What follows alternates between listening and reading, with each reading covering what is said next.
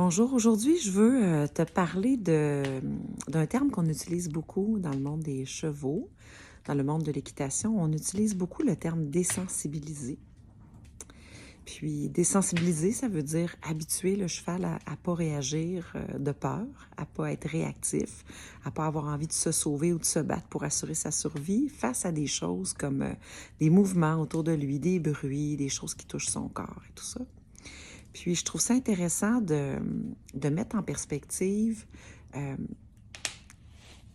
ce que le fait de désensibiliser veut dire versus un terme que moi j'utilise davantage maintenant qui est générer de la confiance, augmenter la confiance.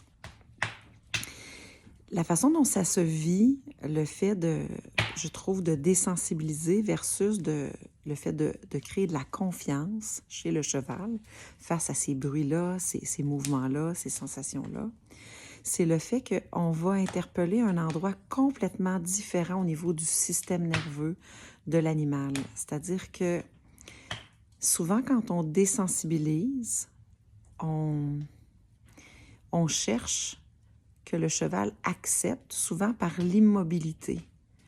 Donc, le fait de ne pas vouloir se battre ou se sauver, on tend à reconnaître ça comme le fait d'être bien ou d'accepter la chose ou de se réguler, de se gérer par rapport à ce bruit, ce mouvement-là, cette sensation-là. Alors que l'immobilité, en fait, c'est que dans la réponse du système nerveux, il y a soit se battre ou fuir, ou il y a figé.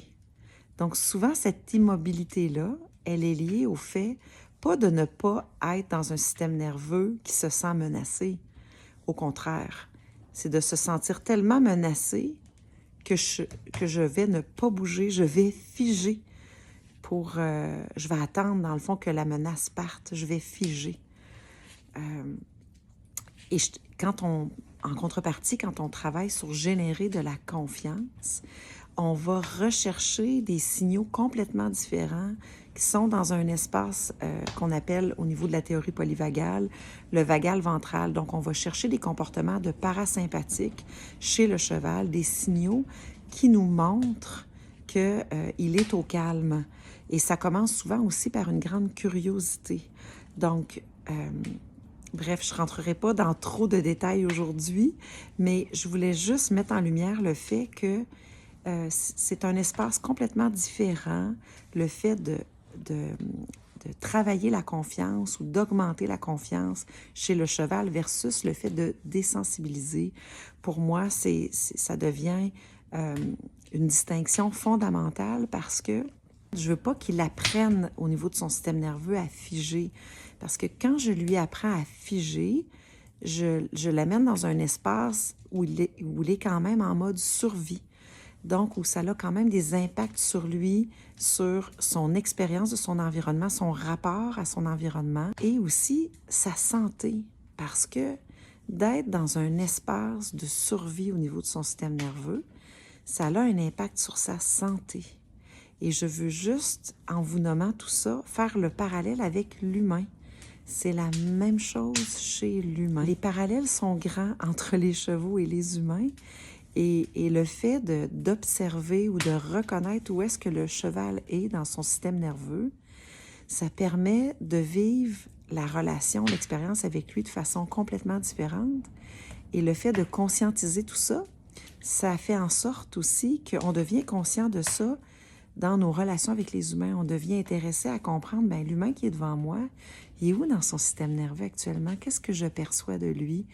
Et la capacité à reconnaître où l'autre est dans son système nerveux, ça va ça va impacter certainement les paroles qu'on va choisir, les gestes qu'on va poser.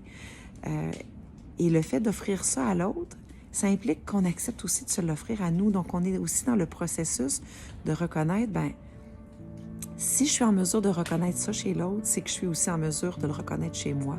Parce qu'on ne peut pas offrir aux autres ce qu'on ne s'offre pas d'abord à soi.